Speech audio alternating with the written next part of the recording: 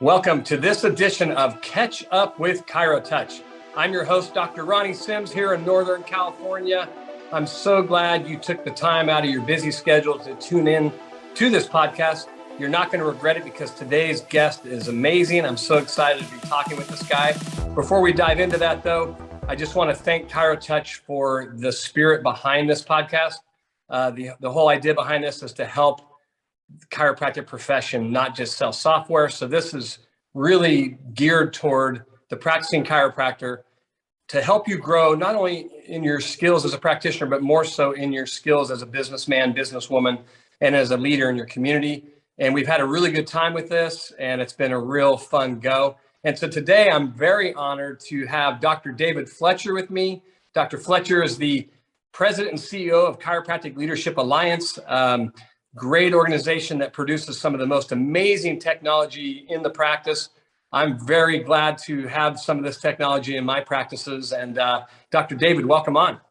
Oh, Ron, it's fabulous to be invited. Thanks so much to hopefully raise the level of excitement and enthusiasm of chiropractors everywhere.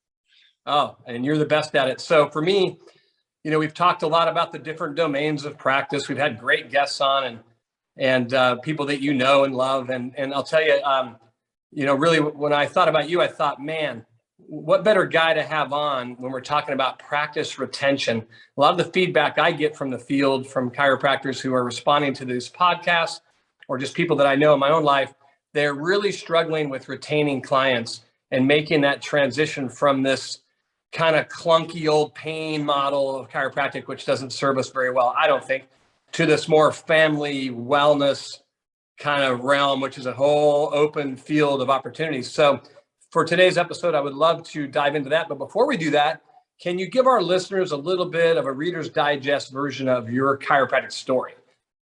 Yeah, I'd love to. I was probably not unlike most of the listeners here. Graduated thinking chiropractic was more than what I had learned from in school. I didn't get into chiropractic school to become a physiotherapist or otherwise, but for whatever reason, that's what they sort of wanted to push down our throats. Anyhow, I got into the field and I was pretty young. In fact, I started university when I was 16. And so by the time I graduated, I was just barely 22. And I think I had to paint a mustache on just to be sort of recognized in the rest. But anyhow, I went out to sort of a rural area in central Alberta. I'm a Canadian.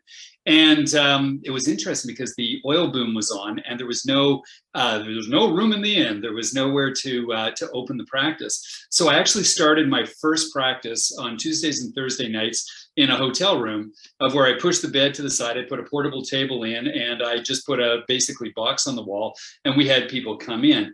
And and this is the reason I say that. It was innovative because I needed to practice, but B, when I started to practice, I had no other skills. In other words, I didn't have physiotherapy, I didn't have any x-ray, or I didn't have anything. So I just relied on the story of chiropractic and the benefits of an adjustment.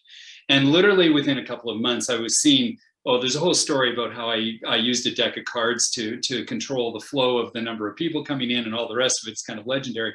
But the truth of it is that before a couple of months had gone by, it was standing room only in the hallways of this hotel. And it wasn't as if we were like isolated from chiropractors. Down the road from us were 40 great chiropractors. But the story that we were telling, or I was telling, was really all about this idea that you're talking about, which was the exceptional experience that people can have when their nervous system is free and clear of at least some obstructions, and they got it for however reason it was. So I enjoyed that really, really incredible lift. Obviously, I got into a place where I could open my own practice. And, it's fun and funny when I think about chiropractic starts and otherwise, is I hear so many stories about chiropractors struggling in their first days and weeks and months and years of practice. And I don't deny that that's there, but I think that a lot of that is coming from this presence that you have to accept the fact that, and we always talked about it as being burn the boats. When I chose to be a chiropractor, I chose not to be a medical doctor. I chose not to be. In other words, I made the choice that this was my path and nothing was going to, detract me from that. And so I always had this idea that it was an open terrain of experiences and opportunity because I was a chiropractor. And it's kind of an interesting phenomenon. I don't even know where I got that idea that I was supposed to be there, but I knew very clearly in my early years that I had chosen not to be many other things that I could have been. I'm trained in mathematics. And so I was supposed to go into the physical sciences and everything else that was on there, but I chose chiropractic because I loved the idea of what it was. And so that was my experience starting up. Ended up teaching at different colleges. I ended up getting a fellowship, we call them in Canada, a diplomate in sports sciences. And the evolution of that, Ronnie, was that in my dissertation, I was using EMG. So we were looking at performance-based EMG in athletes, high-level athletes. So I was working with a lot of Olympians and a lot of high-performance other, athletes, and professional ones like the Maple Leafs, as we were talking about it. And maybe I'll get to the Raiders sometime. But please. Please. As we were doing that, we were starting to use this innovative approach, which was EMG studies. And I was using a really terrible unit. And I started to search out a better EMG unit to do some of these studies. And I picked up this phone, and it was EMG Consultants. And who picked up the phone but Christopher Kent? And the craziest part of that whole story is that I was loving chiropractic, and I thought EMG was this sort of, crazy thing that only, PI groups did and everything else that went along with it. And I found Christopher Kent was on the other end of the line, and he was telling me about how EMG was tied into the whole chiropractic story. So we fell literally in academic love immediately. And that was my introduction to CLA. Wow, that's a great story. And just real quick, what year would that have been? 1994. Wow, that's what a great story. I didn't know the backstory there. So here you are. And so I think obviously where I want to take this is talk about technology. I want to talk about what's available to people out there. But just short of technology, you brought it up in our conversation about this mechanistic kind of pain-driven model. Yep. And then we've also talked about this wellness kind of human potential model. And as you look at that spectrum, short of technology, what are some things doctors can do from day one, or maybe Monday for the guy that's been doing it kind of backwards, without even technology, to begin to speak these truths into our clients? Well, I think that it's a very easy transition, yet I refer to it as the critical shift, because obviously the first shift happens in your mindset or your decision to not be mired in what is average, because chiropractic was never meant to be average. And it was not supposed to be unique like a unicorn either. It's for everybody, but it's supposed to have an experience attached to it. And so I think that the very first thing that we as practitioners have to do in deciding about, taking on this critical shift is very simple, is that we have to shift our perspective from being associated mostly with the biomechanisms of the spine and shift our first perspective into the control mechanisms of the nervous system. The reason that chiropractic was associated with the spine wasn't because of muscles and joints. It was because of the ability to communicate effectively within the body through an intact functioning nervous system. And the rhetoric and the metaphysical components of the chiropractic philosophy associated this with the healing response and the recovery response that we refer to as this innate responsiveness. And so to have an innate responsiveness that was controlled and organized and otherwise, we use the term intelligence. And so these are complex systems. Obviously, health and the body systems are so infinitely complex, we don't understand them at this moment, yet they seem to work in a coordinated way. And so the physics terminology for this multi-conceptual model that is associated with these multidimensional systems coordinating with one another is a term called coherence. And so for a very complex system to function and to be continuously innovative and adaptive, it has to have an exceptional level of coherence built into it. And in our bodies, that coherent functionality, which is known as adaptability as well, is associated with an intact and communicating nervous system, not an intact and communicating, passive spinal system or even active muscular system. Those are subsystems of the nervous system. And as a consequence of that, if chiropractors will take a moment and realign their thinking to a nerve-first approach, never dismissing the spine, for goodness sakes, never. But associating the spine as yet one more organ system associated with the nervous system, then we have the beginning of that critical shift. Wow. Okay. So as a chiropractor, that stretches my brain. How then does the chiropractor take that message to the average Joe? Like, how would you dumb that down? No question. And so we understand that there are certain community-based terminologies that people relate to when it comes to the nervous system. Stress is a very good one. They understand that stress affects their performance in health, and they understand that stress can cause a nerve-based reaction. And so we can really start substituting complex words like subluxation, not to dismiss it, but substitute it in the conversation to talk about the stress that's affecting the way your nervous system works. And so, we can begin simply, like you asked me in the early part of this conversation, what can a chiropractor do on Monday without necessarily having all the tools? The answer is number one, perspective, and number two, use some language hooks, just to bring the person a little further along in the way that they understand how chiropractic is much more than the symptoms they are feeling. And then correlate it. A lot of times, how great is it that we are a touch-based profession?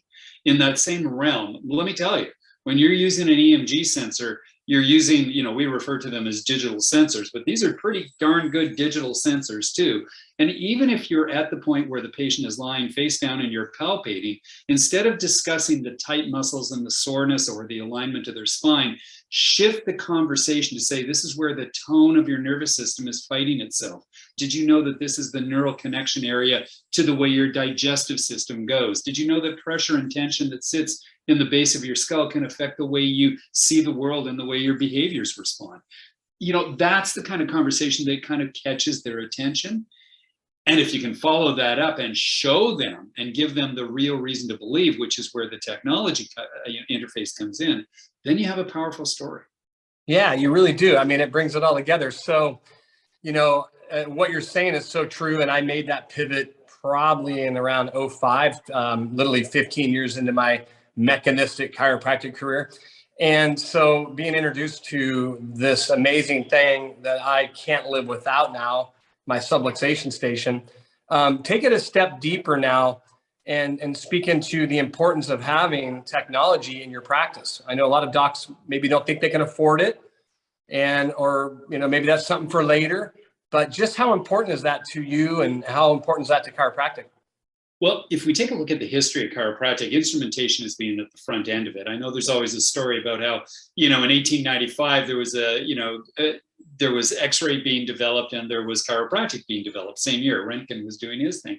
In the earliest days in the 1920s, BJ started to recognize the value of looking at thermography as it was related to the poor connectivity of the sympathetic nervous system.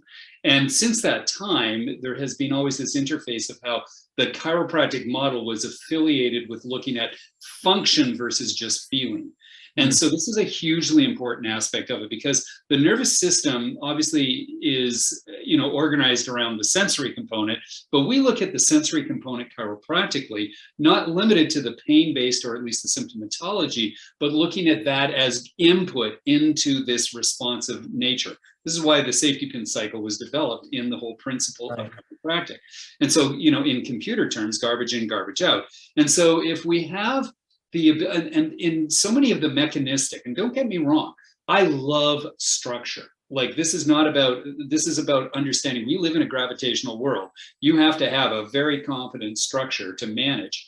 But here's the point, is that even when you start talking about that mechanistic modeling and the misalignments in the spine and otherwise, we're talking about a proprioceptive discord that's associated with a lot of garbage in, which always facilitates an efferent pathway, which is the motor or sympathetic motor responses that associate with this open, if you will, safety pin cycle. And so I think that if people go back and understand that the joy of chiropractic is not getting lost in trying to be a salesperson associated with looking at different colors, but using this brilliant, philosophy and then attaching the science of the day. And the science of the day, if we're looking at neurofunctional status, is to measure the efficiencies in which the nervous system is able to perform in very controlled environments. And so if you take a look at something as simple as sitting, like we're all doing right now, there's and if you can standardize that seated posture.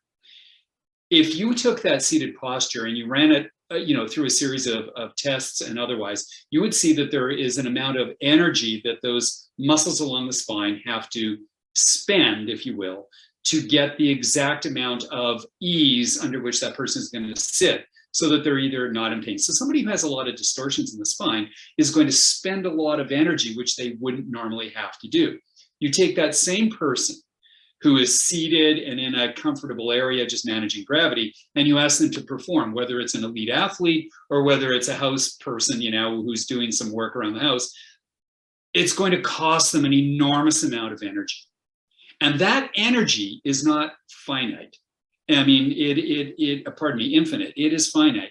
And as a result of that, any energy that is wasted in managing gravity pulls it away from the ability of that same human being to process adaptability and creativity. And so you see where I'm coming from this?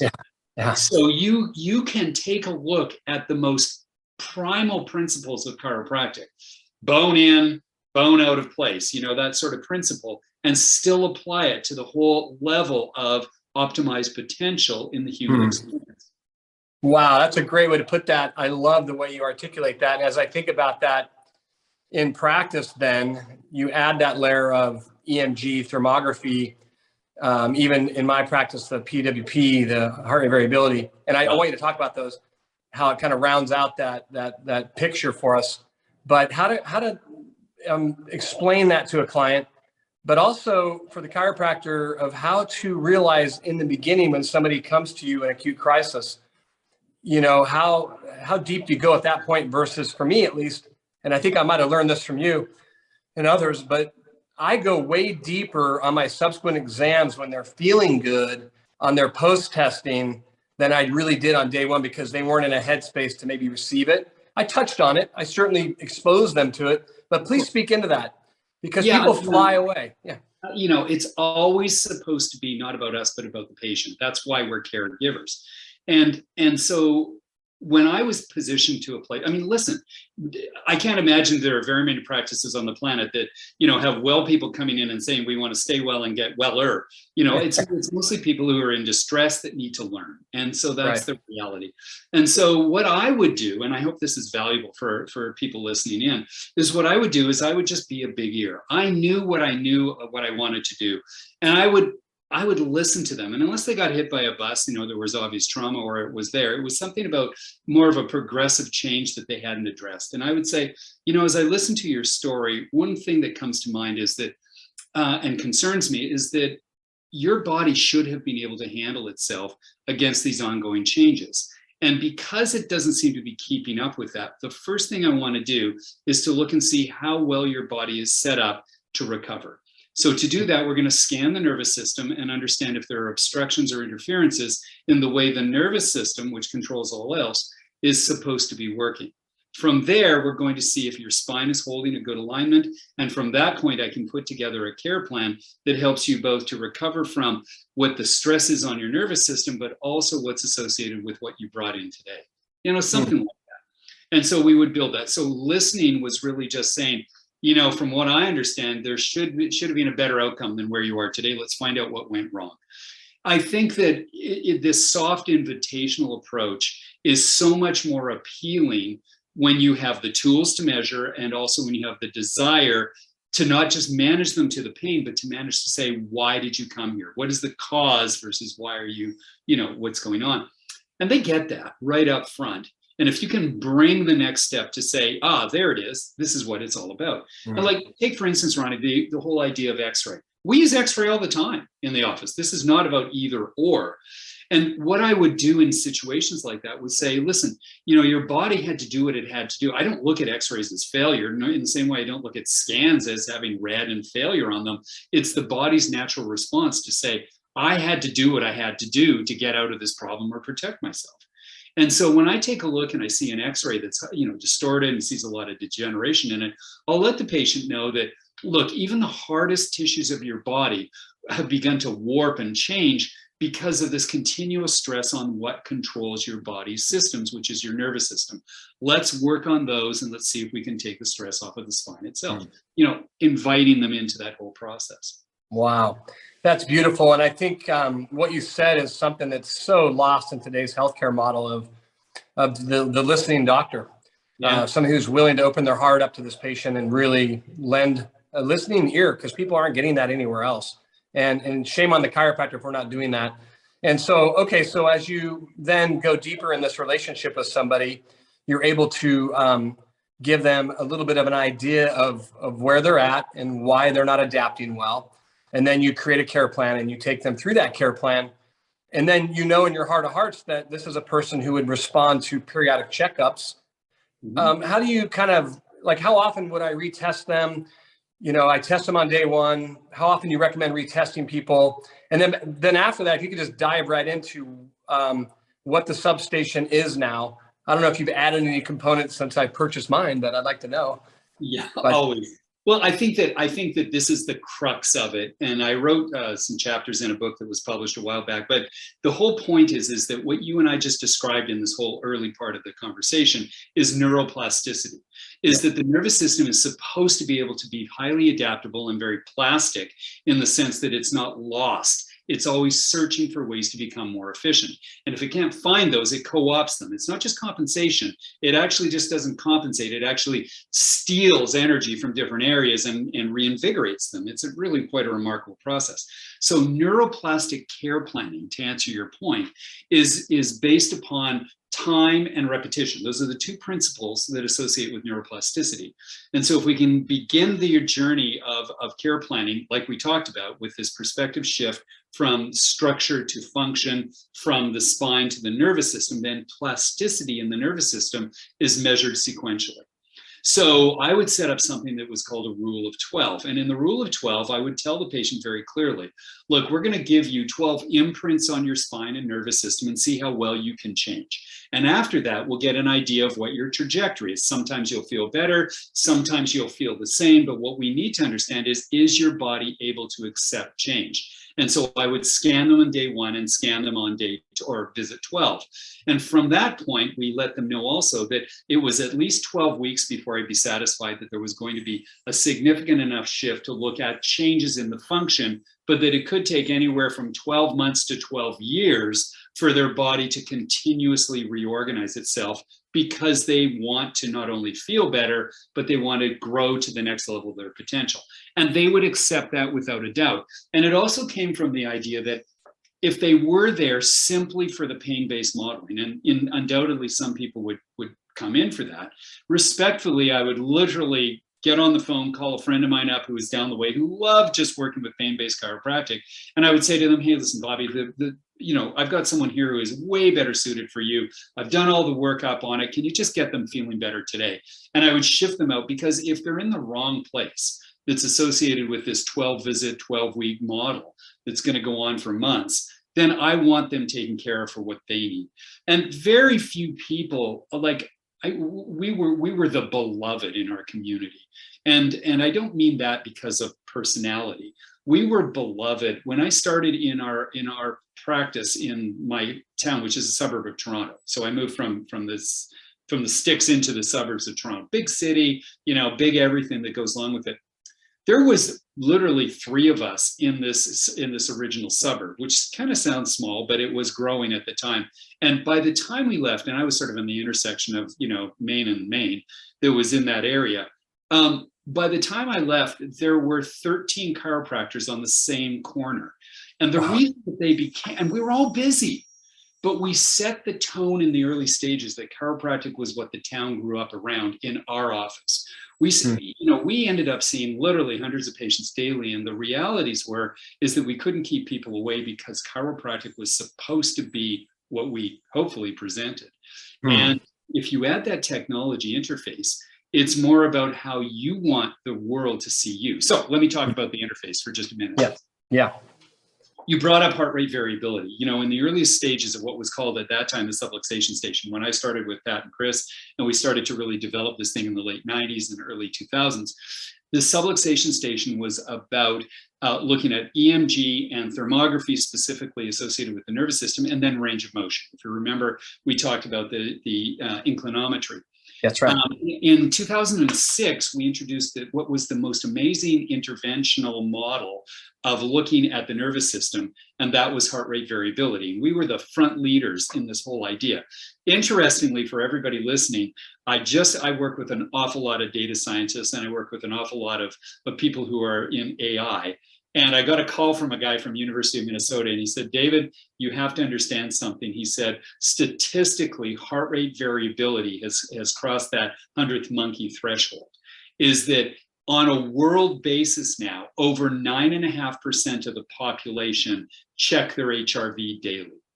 Okay, so the point being is that many of them are looking at it in restorative or recovery from athletics or things of that nature. But in chiropractic, we are the original neuroplasticians, and built into our genome is this idea of checking people's adaptive responsiveness. And so you'll love this, Ronnie, because the subluxation station will always be what it was. But what we offer now is what I refer to is the adaptation station. I like that. Yeah, which is EMG, thermography, and HRV. And that allows us to look at the ability of the entire functioning autonomic nervous system. What is the parasympathetic, ability of the body to restore? Are they locked in a sympathetic storm? How much of the tone is lost in the neural processing at the spinal level? What are they doing gravitationally? And so we teach all of that when anybody gets our technology to build it out intellectually, but also to be able to communicate that effectively, which is a lot of fun. I love that. I love that name. I'm going to start using that tomorrow. Adaptation. Hey. And I found, in doing this for a while in the clinical setting, people in my practice know their number now. People love numbers, right? And also what I found, and maybe you can set me straight on this, but it seems to be working for us, is in that core score aggregate, it's often nice because I can look at, let's say the EMG is 80 out of 100 and the HRV is 80 out of 100, but that thermography is in the 50s. And gosh, it seems 9 out of 10 times that person to me they have some sort of nutritional deficiency. They're toxic. They're not digesting well. So I feel like as a practitioner, it even helps me clinically, even though we talk about all the different stresses, and we certainly don't neglect the muscles. We don't neglect the mind, but you look at that person and go, this guy's an alcoholic or whatever. So speaking to that, do you see that, or is that just something I'm making? No. You see, that's the joy of having this control mechanism in your think line and everything else that goes along with it. Listen, if you get an HRV score of 80 and over, you're doing some good things. If you do an 80 and over score of an EMG, you're doing some pretty good things. That means that your spinal control mechanisms structurally are operating at 80+%. But when you lose your regulatory organ and gland, control mechanisms, it isn't simply because of a pinched nerve on your spine. That's right. There's an awful lot of endogenous experiences that are going on that are going to toxify your system. And no matter how well you can adapt, no matter how well you can position yourself in gravity, if you are drinking a fifth of whiskey a day, you're going to pick it up on a thermal scan. And so I always refer to the whole scanning or the core score, as you brought forward, as the truth serum. It's like, honestly, it just tells the story. Why? Because the story of truth is how your nervous system is adapting. That's what we are. Yeah. And I've also found in the clinical setting, and this is anecdotal, but the folks that have the 80 or above HRV, they seem to just get good results quicker than the guy that has a real low HRV. Well, yeah. Listen, the craziest thing is that we're the darling of the research side now, because we have, CLA is doing really well, just for everybody to know. We see the world in terms of a chiropractic perspective. So we're active in about 27 countries right now. Wow. that are there. Thousands and thousands, tens of thousands of chiropractors use this as their sort of hub, if you would, in their office. But we're doing, because we save everything, as you know, in the cloud, we're doing somewhere just around 5 million core scores a year. So we've got this data set that's just amazing for us to be able to hand over to, you know, Life West. And so we just put a tremendous amount of effort with Ron and the rest of his team over there into getting scanning of the adaptation station into the clinical world there. We just put two huge installations in Life University. New Zealand is there, Sherman is there. We pick and choose who we want to work with, but it's wonderful. So there's a lot of learning that's going on. The data tells the story. Wow. Number one, the data tells the story that chiropractic works on a global basis. Number two, the data tells the story that if people focus on clearing the subluxation, then their adaptability towards all forms of distress within the world, whether it goes from COVID to, you know, trauma, is associated with a better outcome with chiropractic.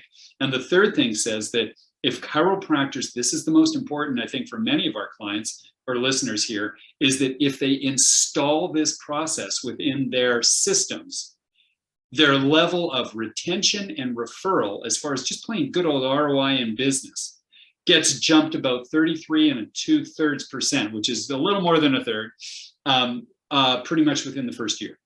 So that's the crazy, crazy statistical relevance.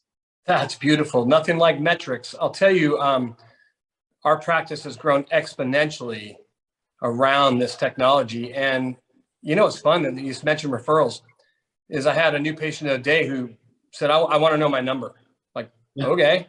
That's why he was he had symptoms, but he was like, I'm worried about my number. Like, yeah. Okay, well, let's get into this. And so, hey, you brought it up. In this podcast series, we've talked a lot about this being chiropractic's hour, right? Yeah. This is time. And you also mentioned something referring to other chiropractors. We've talked about that in the past, how we seem to be hung up on not being able to refer to each other. But as far as it being our hour and as far as us seizing the moment, what is your kind of view on the future of the profession, and how do you see research and technology playing a role in that? Well, I can speak using statistical relevance very quickly here. Is that we had this break in society that happened called COVID. And so we know that from March of 2020 to where all of us thought life was going to end and we didn't know what was going to go on practice-wise, that starting in as early as April 2020, so we're down for March, we're down in April, like this should have lasted, I know, Canadians, we got hammered for about 18 months, but you know, America got hammered. But here's the thing is that we have this cohort of scanning technology centers, all right, and we can separate them out regionally. But we watch everybody go down in 2020, in the early quarter of 2020, and there's this start to gradual, you know, come upping to where it is. But now the fascinating thing isn't just the number of patient visits or scans.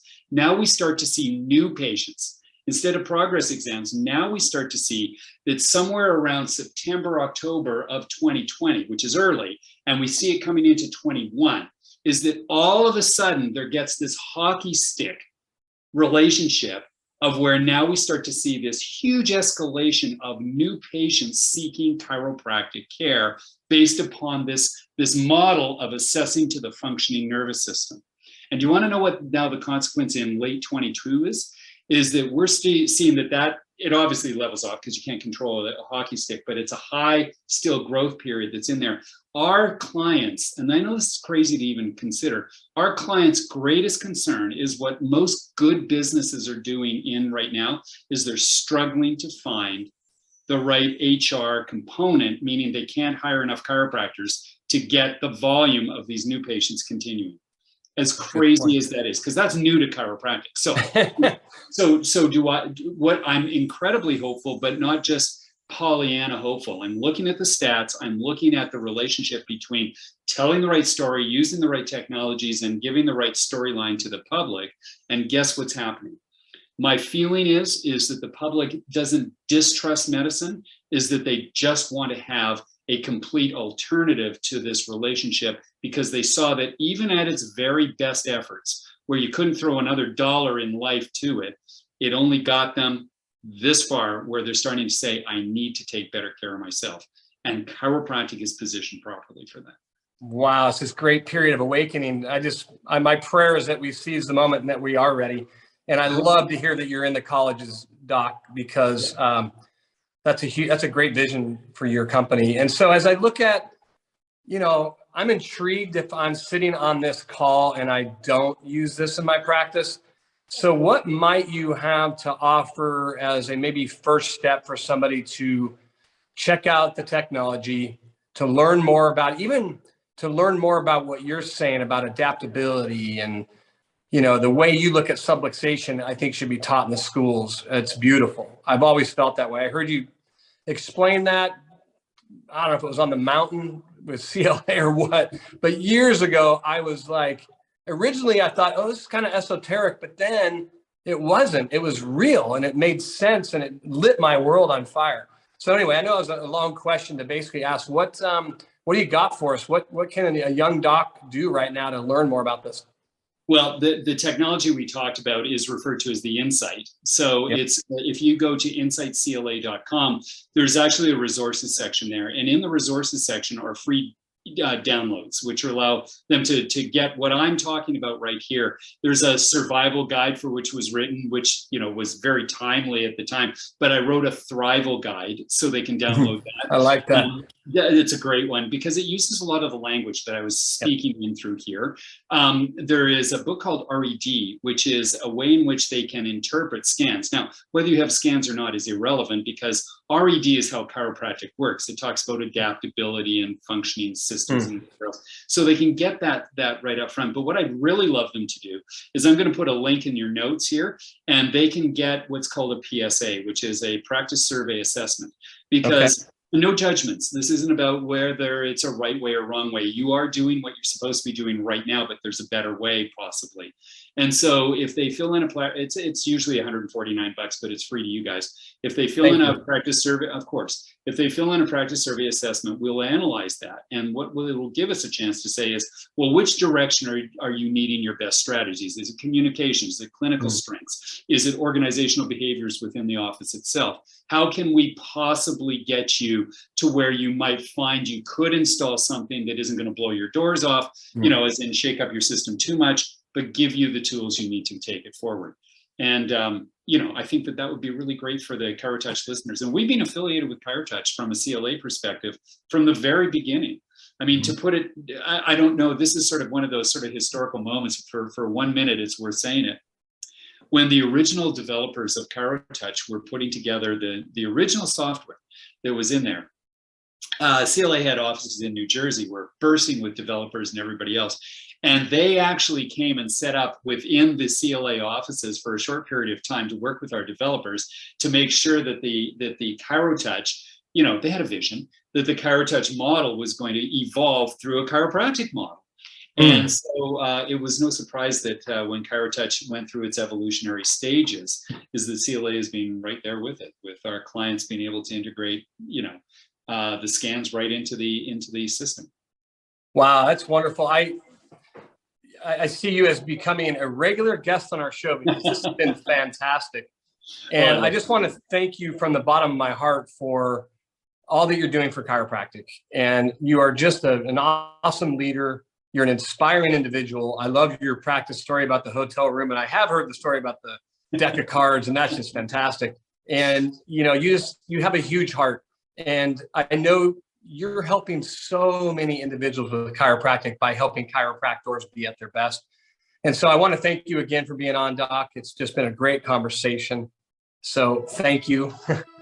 And so for those of you on the call who took the time out of their busy schedule to spend time on personal development, you're never going to regret it.